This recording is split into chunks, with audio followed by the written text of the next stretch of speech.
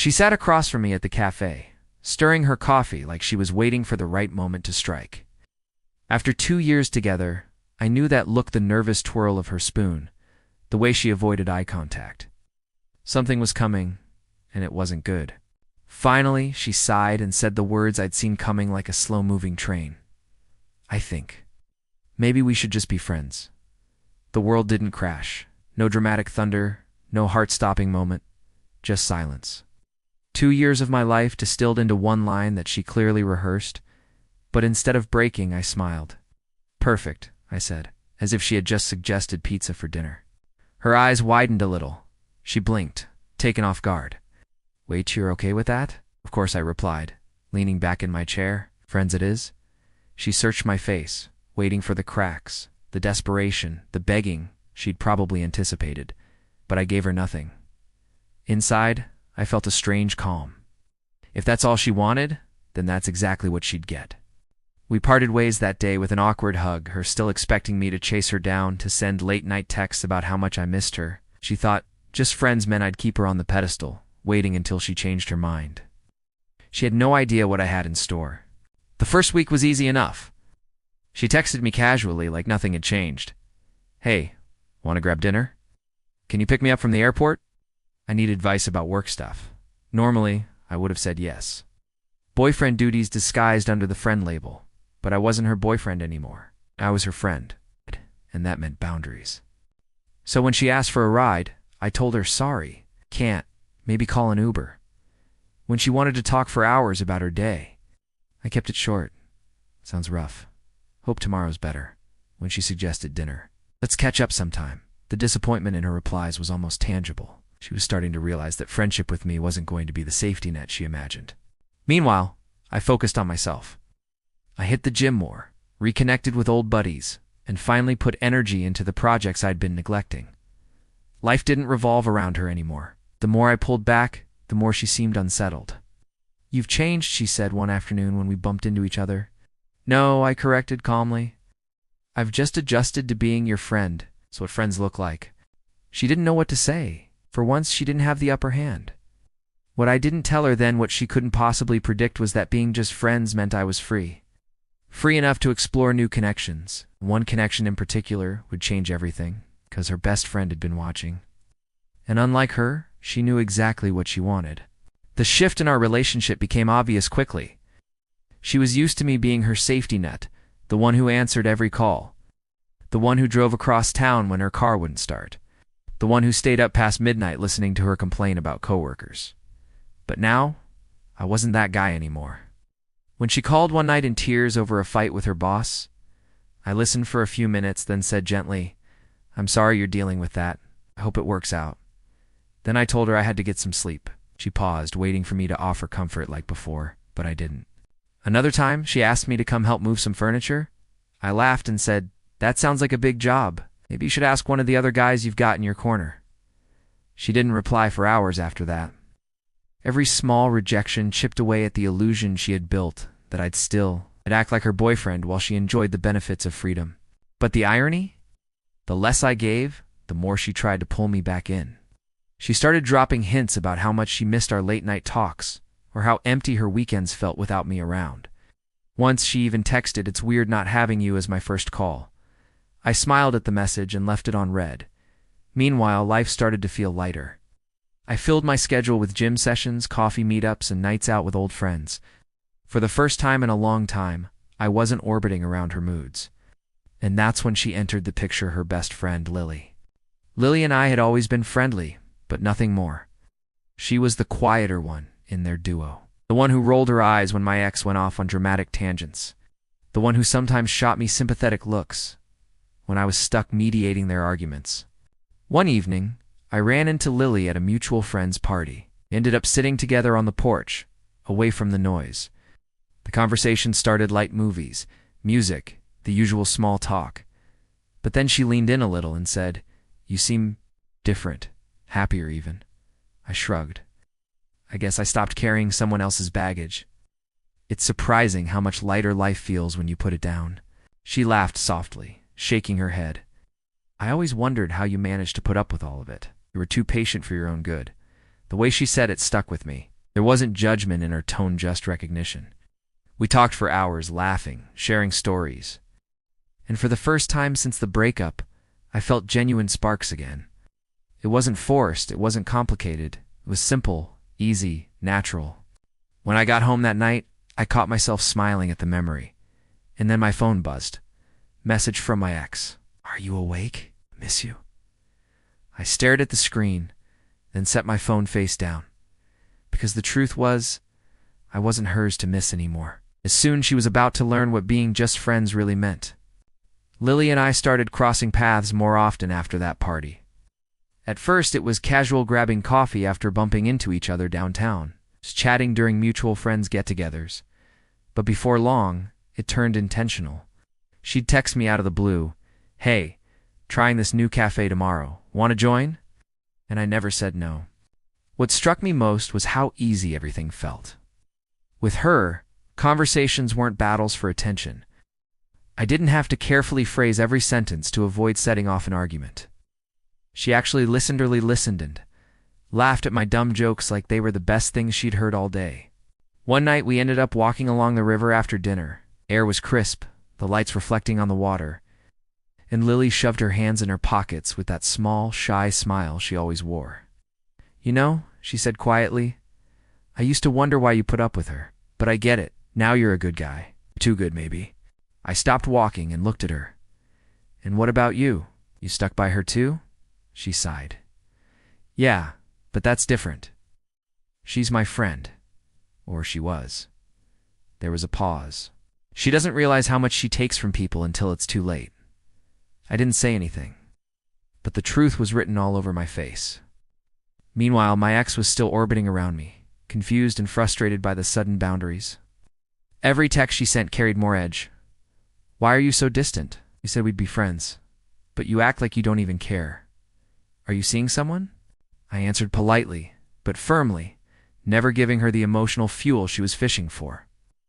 When she pushed, I simply reminded her, this is what friends look like. It drove her crazy. She was learning that being just friends meant she wasn't my priority anymore, and she hated it. The turning point came when Lily invited me to a small gathering at her apartment. A few friends, some food, nothing fancy. My ex was there too, clearly not expecting to see me walk through the door with a bottle of wine in hand. Her eyes widened, and for a moment, her confident smile faltered. I greeted her like I would any other acquaintance, warm, but distant, then joined Lily in the kitchen. We spent most of the night laughing together, caught up in our own little world. I could feel my ex watching us, the tension radiating off her. For the first time, the dynamic had shifted. She wasn't the center of attention. She wasn't in control. Later that night, as Lily and I left together, my ex's voice called after me, tight and sharp. "Since when are you two so close?" I turned, meeting her gaze calmly. "Since we decided to be friends," I said with a smile. Her face flushed with something between anger and fear. She was starting to understand. She'd learned the full meaning of her own words. After that night at Lily's apartment, things moved quickly. It wasn't dramatic or messy, it was natural. We started meeting up more often, sharing meals, long walks, even late-night calls that stretched into laughter until dawn. What surprised me most was how different it felt. With Lily, there were no games, no hidden agendas. She didn't make me guess where I stood. One evening after dinner at a small Italian place, we were sitting in her car, music humming low in the background. She glanced at me, hesitating, then said, "I know this is complicated. I don't want to step on her toes." She was my friend. I looked at her seriously. She made her choice. She wanted to be just friends, and she doesn't get to control what happens next. You don't owe her your happiness. Lily's eyes softened, and in that quiet moment, she leaned across the console, brushing her lips against mine. It wasn't rushed or reckless, it felt inevitable, like we'd both been waiting for the right time. Meanwhile, my ex was spiraling. The texts grew more frantic. "Are you ignoring me? Why do you sound so cold all the time? Who have you been hanging out with?" She called late at night, leaving voicemails dripping with both guilt and anger. I kept my responses short, neutral. "I'm busy. Can't talk now. Hope you're doing okay." Boundaries, firm, polite, unshakable. But I knew she was catching on. Mutual friends started reaching out, some cautiously, some with excitement. "Hey, I saw you and Lily together. Are you two a thing?" They didn't say it outright, but the gossip was spreading fast. The moment it finally blew up was at a mutual friend's birthday dinner. She was there, sitting at the other end of the table, pretending to be fine. I arrived with Lily, her hand slipping comfortably into mine as we walked in. The silence that fell over the room was sharp enough to cut through. My ex's smile froze like glass. She lifted her wine glass with trembling fingers, forcing a laugh that didn't reach her eyes. "Wow," she said loudly. "Guess everyone's moving on these days." The whole table felt the tension, but no one dared intervene. Lily and I stayed calm, enjoying the meal, laughing with others, refusing to feed the storm. But I could see the cracks forming in her composure. Later, as the night ended, she cornered me near the door. Her voice was low, furious. "Her?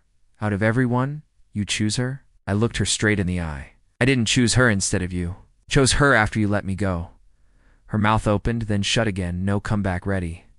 For once, she was speechless. As Lily and I walked out together, I caught a glimpse of her standing frozen, staring after us.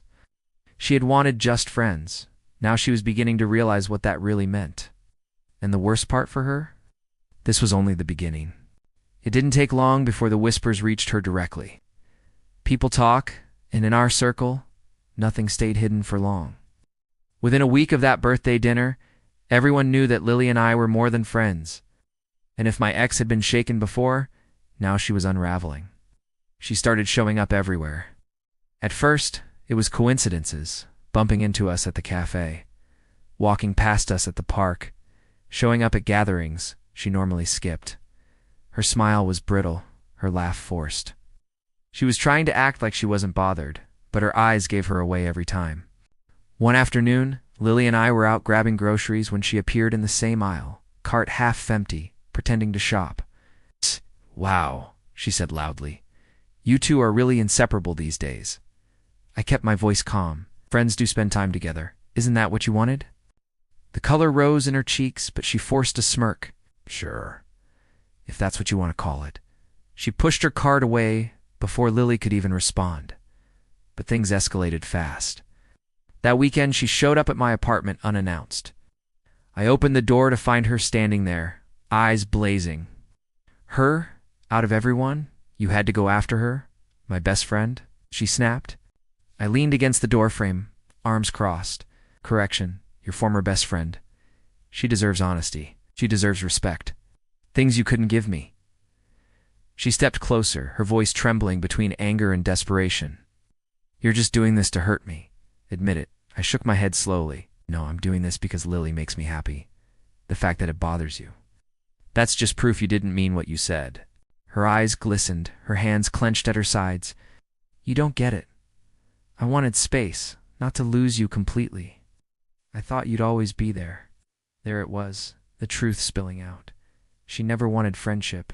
She wanted control, a safety net, a guaranteed backup plan. And for the first time, I laughed not cruelly, but out of sheer relief. That's the problem.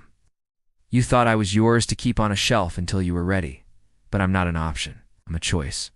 And you stopped choosing me the day you said just friends. She went quiet, her anger deflating into silence.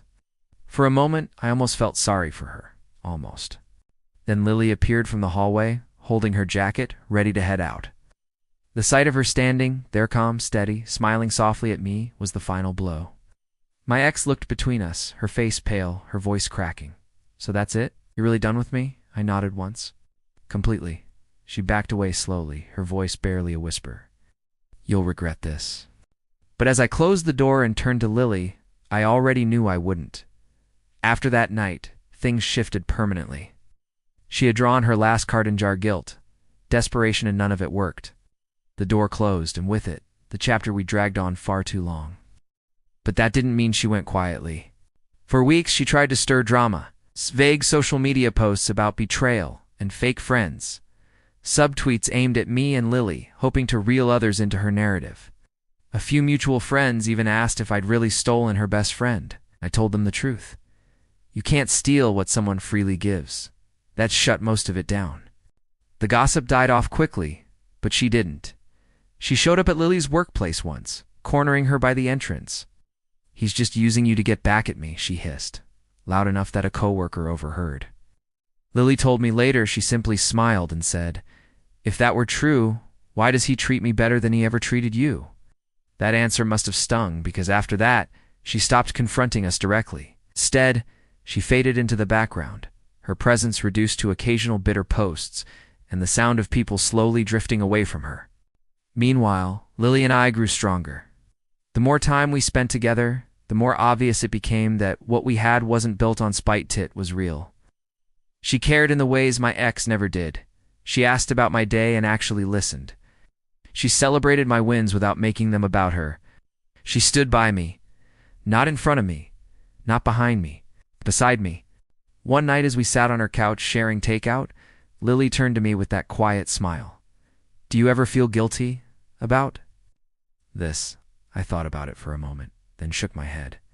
No, because guilt belongs to people who did something wrong. And all we did was find each other after someone else let go. If she wanted me, she wouldn't have pushed me away. Lily nodded, resting her head on my shoulder. For the first time in years, I felt not just wanted, but chosen. The irony was almost poetic. My ex had wanted to keep me in her orbit while exploring her options, but in the end, she lost me completely. She wanted to play safe with just friends, and instead, she handed me the freedom to build something better with someone who actually mattered. Months later, I ran into her by chance at a coffee shop. She looked tired, smaller somehow. She gave me a half smile, the kind that carried more regret than warmth. "You really moved on," she said softly. I nodded, my voice steady. "You told me to." And with that, I walked away, leaving her behind for good. Because she was right about one thing, we were just friends now. And friends don't get the best parts of me. Lily did. If you've made it this far, hit the like button, subscribe, and share your thoughts in the comments.